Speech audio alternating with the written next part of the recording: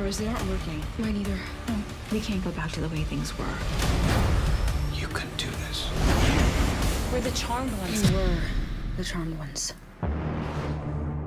Hey guys, welcome back to the PO2 podcast. I'm Amber.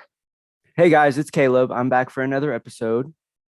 And this week we're going to be reviewing episode 12 of season 4, Be Kind, Rewind. And this episode was written by Blake Taylor. It's the penultimate episode. I have the synopsis here if you'd like me to read it. Yeah, that would be good if you could do. Yes. An alarming event triggers a drastic change in the magical universe, and only the charmed ones, along with Harry and Jordan, can save the world where humankind and magical beings can coexist, but risking their lives in the process. So I rewatched this episode today because obviously I'd watched it before. And one of the things that stood out to me is that overall, I didn't like it. You didn't like it? No, like I thought there were some bits that I thought the end bit was good, but I didn't like how the episode opened. There were things about it that I just thought were just not very good. I don't think that we needed to see like of course we could have had a recap, but they literally went through everything that happened. And I just feel like the way that the last episode ended, it should have opened. I feel like it really should have opened with Maggie dancing around. Like it shouldn't have opened with Harry in the video store. You know what I mean?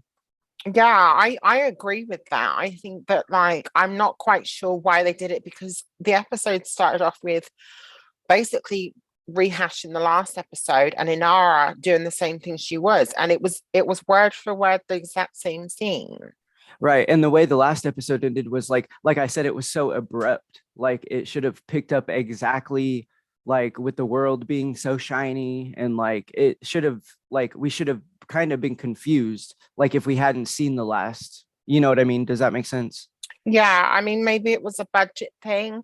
Maybe they, I don't know. That's just me. Who knows? Just predicting. All right. So it started off with basically Harry's watching a load of videotapes in the video store. Yeah, I think he's going through looking for the static. Because did they find the videotape with the static by this point? Yeah, they did. He eventually finds the Yes. static, which, I mean, this whole video store plot to me is stupid. Yeah, I'm not a fan of the video store myself. I don't like it. I don't like how it comes across. I thought it was a good gimmick for like an episode, but I didn't think they were I kind of feel the same way as the video store as I do about the control center. Like it was just like, I don't know. Control center or the command center. When they introduced the command center, I didn't like it because it just felt like so contrived into the plot and hokey.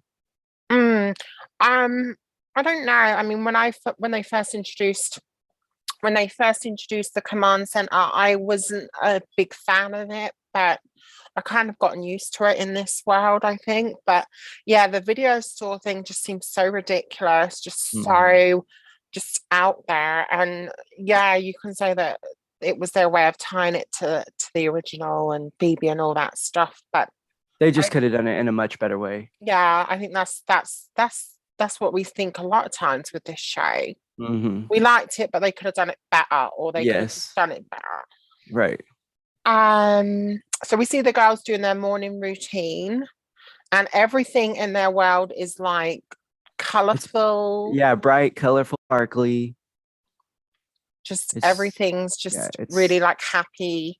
And they're wearing these awful outfits. Oh, I wonder why they chose, like, they're dressed like totally spies. Like they had to have chosen that color scheme specifically. I don't know. I mean, I just thought they looked awful. Maggie's got this like orange type. Was it Maggie had orange? Was it? Oh, it's like I think red. No, it was Kayla. Red. Kayla had the orange one. No, Kayla was green. Oh, you're right. And I think Mel was wearing this like brownie orangey type get up, and I think Maggie's was like a pinkish red. Anyway, I just thought it was just horrendous. I just did Yeah. not like their outfits at all. Especially for like, well, Maggie, it makes sense for Maggie's job, but like, I don't know, Mel's job as a janitor, why does she have to dress in a pantsuit? A janitor. Yeah. When is Mel a janitor? When she's, she's mopping. She's Oh chasing that yeah. mop. Yeah. She Oh is yeah. chasing that mop. That part's gonna live in my head rent free. So it's just weird because basically it turns out that, this world that they live in is like everything's magical. So we finally get to see some magical creatures. We got to see some that actually look magical. We got to see some owl-like lady. Mhm. And I thought that was interesting. I wish they'd have done that before when they had the magical creatures on there. Mhm. But no, I just thought, and this is what stood out to me the most about those initial scenes, Melanie Diaz, her acting was really bad in Yeah, those first few scenes. she's very wooden. Like she just her line delivery is not. Seriously? Love her. I love Mel, but I don't like her And I was delivery. just like, listening to what she was saying, I was like, I'm not buying this at all. Mhm. She just really, I think that was actually probably her worst performance in the whole show. But Yeah, that's just I my can get behind opinion. that. Yeah, no, I can get behind that. And we got to see like some cute like mop moving around, which that was cool. And the letters flying out of the tray, that was also Mhm. cool. Yeah, And so like Kayla is a magical mail girl, and Maggie is a magical door dasher, and Mel is a janitor, basically. Like bottom line, chasing the yeah, mop. and Maggie's very like she was in season one. She's very like, I don't know, sort of like clueless-ish. Like Cher. She acts like Cher from Yeah. Clueless. You are completely correct with her little entrez-vous. Like just her little English phrases were so cute. Mm. Or So Her French phrases. yeah. And Inara basically, so it turns out that basically Inara is the queen. She is the Gwyneth Paltrow of the magical community at this point. What did you think about that? I mean, her whole thing is to restore magical beings to their rightful place. And I don't know. I like Anara. I don't like her plan. No. And then so basically what happens is Harry, he gets the teapot out, Kayla's teapot that Deb left for her. Mhm. And because he boils it or something, or she boils it, I don't Yeah, know. I'm not sure how he got the kettle. And then the voice, she hears Deb's voice and all her memories come back and then she starts crying. I was Yes. just not like, It all happened really quickly. yeah, I mean, I almost wish they would have spent 2 episodes with the world like this, and then they had to figure out a way to change it. Like, because all this just happened very quickly. I don't know. And then I was just like, and then she's like, oh, let's, wake up, Mel, and Harry was like, yeah, we've got to wake up the Right. sisters and all of this. And apparently it turns out like 8 months has been passed. Yeah, he says 8 months or a year. Hard to say. Okay, Harry. Yeah. And they end up going they find out that they've got no powers. They go to their dad's house. Well, they slowly like start to put it together that they haven't seen any humans. So they decide to go to Ray, find his house in complete like he basically just left. Like he left everything as it was. Like he just left and ran out. And so they find out that basically all of the people have been turned to plants. Plants, trees, shrubs, everything. I was just like, oh my God. And then I mean, I can kind of see it as a plot in like the OG, not the OG show, but maybe in the comic books, because I think they were really extra in the Charm Yeah. comic Yeah, books. no, they were. Yeah, they were. I've only Um, read season 9, but yeah, season nine's not that good. Season 10's a mm-mm. lot better. Yeah. It's a lot Well, that's dark. what I've heard, but It's a lot darker. And so basically, we've got this warped reality where Inara is the queen and it's just magical beings. I can kind of see maybe Inara turning them into plants because plants are so inconspicuous. Like, think about, like, if you're under the spell, you wouldn't look at the plants and be like, oh, these are all the humans. You know what I mean? So I could see it as like inconspicuous, but I don't agree with it. Like, I don't think it's a good plan. Yeah, I mean, it's just weird. And then, we have this whole scene where they're like, oh, we've got to get our powers back. We need the Black Amber. Hmm. And So they make this whole plan to get Inara's blood because they have yeah. to get through the blood hex through the door to the command center to get to the tree. Mm. And I mean, I just thought I don't know. I just wasn't feeling this episode. I just wasn't feeling it. Hmm. And so they do this like spell, and this is the most ridiculous, well, one of the most ridiculous parts of the episode, because they do this spell. They need to like make a skeleton key to get into Inara's wherever into the command center, which is now Inara's like headquarters. Right. And so Mel, they devise a spell. Apparently there's a spell that they know, and it's called the skeleton key spell. And in this spell, they need all of these ingredients. Mel just happens to know the exact spell and every single ingredient that goes into the potion to make Well, she it. always does. You know, she's a walking book of shadows. She knows Like, everything. she's got like a photographic memory of every page of the book of shadows. And she can like recite the spell like effortlessly. I'm just like, are you for real? Like, Right. that this is something that in the OG Charmed, they would never have done that. They never would have done that because there was a reason that they kept like bringing out, they would have like a folded up piece of paper in their like tight jeans and like rip it out at the last minute. Right. Because they wouldn't know. But apparently, Mel just knows every spell, and she happens to have every potion at hand whenever they need it. It's just bad writing. It's not, it's not. It's so easy. There's no conflict. No.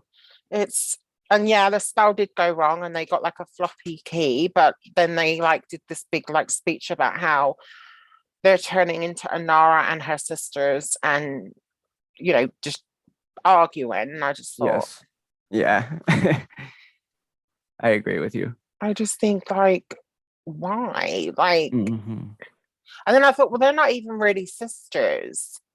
No. They're like sister witches, but they're not biological sisters. And I just thought, no. So I wasn't feeling that. And basically, what happens is, do you want to talk about anything or say anything? What happens next? Or Let's see. Inara reveals to Jordan that the spell isn't reversible. So Maggie and Jordan formulated a plan to get Inara's blood, and Inara captured Jordan. So after she tortures him, she reveals that the spell was only a one-time thing and that she can't reverse it. Like the 9 and the bowl, it was all, she can't do anything about it. yeah. And it was a devastating blow to them, because they're doing all this to try to make the world a better place. And they're trapped in this warped reality that Nara's come up with. And so basically the girls kind of like, they try to like distract Nara. They use the Tallyman's music. I don't know where they got that from. They used they were supposed to use, like, they recorded audio from the videotapes in the store. So they turned like the video to like digital. Oh my god, I just can't with this whole storyline. It's so stupid. You're so funny. And so they basically try and wake up the magical people, and they actually do. Like, they actually start waking up, but then here comes Inara just wiping everybody's memories again. And while she's doing that, they go into the command center and they go into the magical tree place in the command center, whatever it's called. Right. And they get the black amber and they drink the black amber, and suddenly they've got their powers back. Yes, they don't even have to say Potentia Trium or anything. Like, they just have to hold hands. Yeah, and it makes no fucking difference anyway. No, it doesn't. Not in any way, shape, or form. It's like they get their powers, they walk out, and Inara like does this like stupid like. She just waves her hands with this electricity that seems to only hurt certain people. Well, this is what got me when she got hit, when the girls got hit with with the electricity, their Mhm. reactions were like nothing. Well, and that's what I'm saying. Jordan was acting like he was like getting electrocuted or something. And then they just, I don't, it wasn't consistent. You're right. They just stood there like they were Yeah. like, I don't know, I don't even know. They just You're sit right. there like they Yeah. were on some like Yeah. Their reactions were not consistent. They some should but have came together a little bit better with how they were going to react to the electricity, but yeah. So they just stood there like they were, I don't know, like they I were don't on some know. kind of Like it like didn't necessarily feel good, but like it wasn't uncomfortable for them. no. I mean, if somebody had zapped you with electricity, you would be feeling it. And I'm glad it's not just me that feels like this. no, the actresses they didn't sell it. They didn't sell it at Mm-mm, all. not at They weren't. all. They Uh, really phoned it in. mm, and it was just, Anyways, and then um, so so Jordan contains Inara with her own spell, and Jordan is killed in agony, like he's in agony when she's electrocuting him. But I digress. So Harry comes in and ooh, yeah, Mel is killed as well. Mel gets ruined. Yes, Mel gets I can't even say Mel gets wounded, there you go. and I guess Inara like sends him flying or whatever, and Mel like knocks into a table or something, And and she she gets gets impaled with something. yeah, I think it's glass or something, and she dies, and she just delivers a really good scene. She delivers a really good scene, probably one That of one my I did. Yeah, I cried. I did cry when Mel died. I'm not even gonna lie. yeah. they So both they both did a they both really did a good job in that one. yeah, Melanie Diaz, she did a great job with her acting in that scene. So I'm Mhm. not like one of those people that hates Melanie Diaz. Oh no, yeah, I know. I know I call her out sometimes because I don't think she's very good. Sometimes I don't think she does a very good puts a lot of effort into some scenes. I think she like Mhm. phones it in a lot of times when she's doing the show. But then when she does a scene like this, she was really good in it. And I actually felt like, Mhm. yeah, she was gonna die. Yeah, They were literally gonna lose her. And Maggie gets upset and acts really devastated. I think Um, that's what really got me was Maggie's and Joey Falco said on Twitter that like he straight up cried watching a cut of an episode a grand total of one time, and that was this part, like this episode, this scene, I imagine. yeah. So it was sad. And I thought, bitch, why couldn't you have done that when Macy died? Yes, I agree. None of them did that. None of them acted like when Macy died, it was like, I don't know. I definitely think Maggie's reaction, like Sarah Jeffrey did a much better job in her grief, in acting out her grief than Mel did. Mm. I mean, yeah, especially in that last scene. Yeah, but if you look at the last scene where like Macy's going into the tree, it looks like Maggie's trying not to laugh. Oh, I'll have to go back and I actually rewatched it like a month ago. And I noticed my second time around that I didn't like it. I thought it was okay the first time, but the second time I don't like it. Oh no, I didn't like that either. It It was it's yeah. does sort of look like she was trying not to laugh. I don't know if that's the case, but there's a moment where she like smirks. I'm gonna put it in the video. There's a moment where she like tries not to smirk. I Okay. guess they were maybe not necessarily looking at her. They might not have been looking at anything, but and Mel's reaction in that scene is just nothing. She just They you both know were just they have no reaction. I mean, they have no. tears, but you can like you said, there's no reaction. I think it's probably because they don't get along with each other. You think that might be the case? Yeah, I'm pretty sure that Madeline Mantock is not um in their good books or was in their good books at the time. I know that they've followed each other on Oh, social, okay. All so right. yeah, they're not big fans of each other. I could be wrong, but that's the sense that I got, and I got from the get-go. I really felt like Macy or Madeline didn't necessarily want to be there in season 3. I thought she was Yeah, I was getting that. I remember as the episodes were coming out, there was a lot of speculation going around before she announced that she was leaving. Madeline was probably one of the best actresses on the show. Yeah, I agree. And I loved Macy, so I I was did really, too. really sad to see her go. But I just wish that, like, those two would have performed like that when Macy died. Macy was my favorite. Was she? Like in season 1, at least, she was my favorite. Yeah, I mean, I really like Macy. I would say she was my favorite too, for Mhm. sure. In the initial season, and I would say Right. I season feel and like a they gave half. Macy a lot of depth that Madeline handled with very well, you know. Yeah, and then they ruined her character. They ruined everybody, but definitely Macy for sure. And so, yeah, basically what happens is getting back to the episode, Maggie Oh, yes. takes Mel's time powers, and they escape. Just Yeah, as Harry comes in and distracts Anara long enough for Kayla and Maggie to get through a portal. Harry dies, and it's very like well, I wouldn't say it's anticlimactic. Well, it doesn't hurt him either. Like it doesn't look like the electricity is hurting him. He just smiles and Yeah, like dies. he's like, yeah, kill me, girl.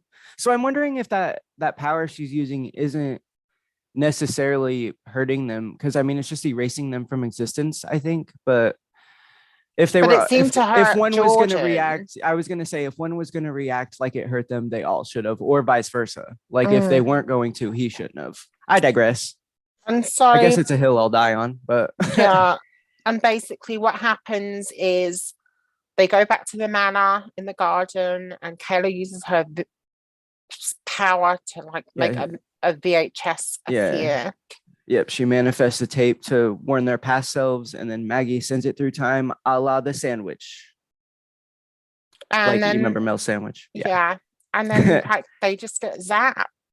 And Nora comes to the door and kills them, and that's the end. Oh, and then we cut to the present reality, or whatever reality they're in. We cut back to the pivot point, which was Deb's funeral. Yep. And Josephina happens to find the tape labeled "How to Save the World" in the garden because she's late for the funeral, and that's how it ends. That's the end. So I will say that I do love an episode where everybody dies. Like, no matter what show it is, as if there's an episode where everybody dies, I do like it. But like you said, I just feel like this episode wasn't that great. No, I mean, it just wasn't given. It just wasn't given. Especially on the heels of last week's, which was so good. It just feels like they've come up with this plot that is so convoluted and so ridiculous. Like when you say it out loud, it says, oh yeah, there's a magical VHS library that holds all the world's information, and you have to watch the VHSs. And the girls made it just like when you say it out loud, I don't think the writers realize how ridiculous it sounds. Mm-hmm. And I think that's been the issue a lot this season, is that things happen in their world that I know they would never really happen anyway, but I just get disappointed because when they rebooted Charmed, I was hoping that they were going to like make it grounded and not so like silly and fluffy type way. And I know they tried to like change it because the network got involved at the end of season 1 and said that they didn't like the direction that the show was going in. They wanted to start again and make it all dark and dramatic. But I feel like just because Craig and Liz have gone now doesn't mean that you can go and be like totally just out there with whatever storylines. You know, it's like just throw anything at the wall and see if it sticks. I think that's what they've done. I think that they just decided, oh, let's do some crazy things. Let's do some crazy things this season. Mm-hmm. And there was opportunities this episode that they could like make the show feel more magical. I thought particularly when they were looking for the skeleton key spell, that would have been a good moment for them to look in the Book of Shadows. Yes. That would have been a good way to like bring that in, because they brought that back and they haven't really used it apart from like once or twice. And I thought, well, that would have been cool. But yeah, they still have it, do they not? Yeah, they do. At this point in time, yeah, they do. Well, no, all of the unseen stone. Oh, I forget. Yeah, the spell. I forget. Yeah. Yeah. And so, and the only thing that I did like, and one of the good things I liked about the episode was when they were doing the spell and they used like that casserole dish because they didn't have Mel's Yeah, cauldron. the crock pot. Yeah, Yeah, the crock pot. I thought that was so cool. I did too. And I liked Kayla's analogies to working on a car with it. Yeah, it was like it kind of brought me back to like that feeling of like the OG show as well, because a lot of times they would like adapt things to like do their spells or do their magic. You know, Right. they didn't necessarily have, you know, a big cauldron. So they had to make do with like a copper pot and things like that. And they didn't have like certain candles, so they had to use a birthday Or candle. like, yeah, specifically like before they set up their potions lab in the attic, Prue, when she makes her first potion, she has to use like a just like a silver, like a pot. You know what I mean? Mm. So they like make them that was kind of cool. But again, I just thought the spell was just not. Even Yeah. though the spell itself, the chant was sort of okay because it was in English, but it just didn't like work for me because of how contrived it was and how like she knew Hmm. everything. A Um, lot of the spells in the reboot aren't memorable. no, Like they're there are not. there are countless of spells that I can remember from the OG, you know, but Yeah, it's like they're not. I guess that's because the OG had the rhyming thing, which you can remember flows better, but you know, I think there's three spells that I can remember, and that would be um the let me think. That would be the spell to vanquish Talius, which was in the first episode, hmm Potentia Trium, hmm and probably the spell they used to like make erased Nico, like to change time. And maybe, yeah, that's kind of like it. I can't really remember any other spells. I I'm blanking. Like I don't think I can remember any. I remember a lot of the OG spells. They were Oh, really I could memorable. list a whole bunch. Yeah. So, what would you rate this episode? I feel like I'd give this like a 5.5, being generous. Yeah, I would probably give this episode, I would say maybe, yeah, like I would say like a five, like you said, like a five. Yeah, Um, it is what it is. It's really the bridge between last episode and the last episode. You know what I mean? mm, and it Like, and it feels that way. seems to be the way that they were going was that they were looking for something to be really epic. And Hmm. as we know, It just um, wasn't that epic. the ending of the show itself, Oh um, yeah, everybody knows what happened and they haven't even seen it. I mean, not to have spoilers or anything, but I feel like that last episode is super anticlimactic. mm, so I just think that the problem with this show and the problem from the reboot from the get-go is I liked it, but I wanted more and I wanted them to do a better job with it. Yes. And I think the problem with the show, and this is what I've felt from season, I think, well, I would say from early on, is that I just think that they've had the wrong team doing it. I think they did too. I think those first showrunners were were a good start. And I wish that we could have got to keep them, but it is what it is. They were okay for what they were. Exactly. And they I gave enjoyed us, that first season. Like I enjoyed it. You know what I mean? But I didn't enjoy the next two. And I'm still on the fence about this one. I enjoyed it. I've enjoyed this last season. I'll give it that. But they gave us some decent like they gave us some decent episodes. I really liked season one, but I just don't feel like they gave us what they should have given us with the mm-mm. show and what they did with it. And a lot of fans feel like it was just a cash grab.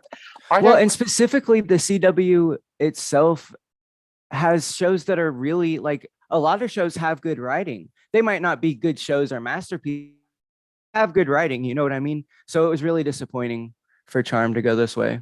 I didn't think that it was necessarily a cash grab. Was but I think that it just wasn't developed properly. I don't think I that don't feel like the love was there that should have been. no. So it was an okay attempt. It was an okay attempt to make a show and kind of continue the Charmed legacy, and I appreciate that about it. Mhm. But as far as like the reboot being this like masterpiece, not that I'm saying like the original, I think the original kind of was, but I'm not saying that the original didn't have problems. Oh, It's the original, I feel it was better than it needed to be. it certainly had problems, and the original was Right. no Buffy, Right. but it was, I would say it was It a had very heart and and I love it. You know what I mean?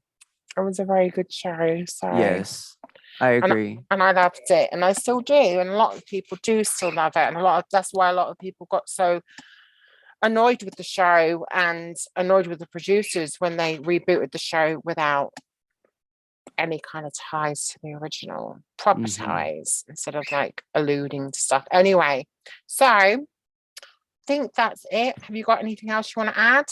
No, except for thank you for having me. Oh, you're welcome. Yes, Yeah, I've enjoyed my time. yeah, so thank you for that. And I really enjoyed recording with you. And I'm glad that, thank you for helping me out. And Jay out as well, while Jay hasn't been here. Oh, Um, yes. I was and glad to help. yeah, and hopefully we will see you again. Maybe we'll see you again. Maybe we'll see Yeah, you. anytime. You guys just let me know. Yeah. Okay, so I'm going to let you guys go now, but thanks for listening. If you want to follow us, you can follow us on Twitter at PO2_podcast.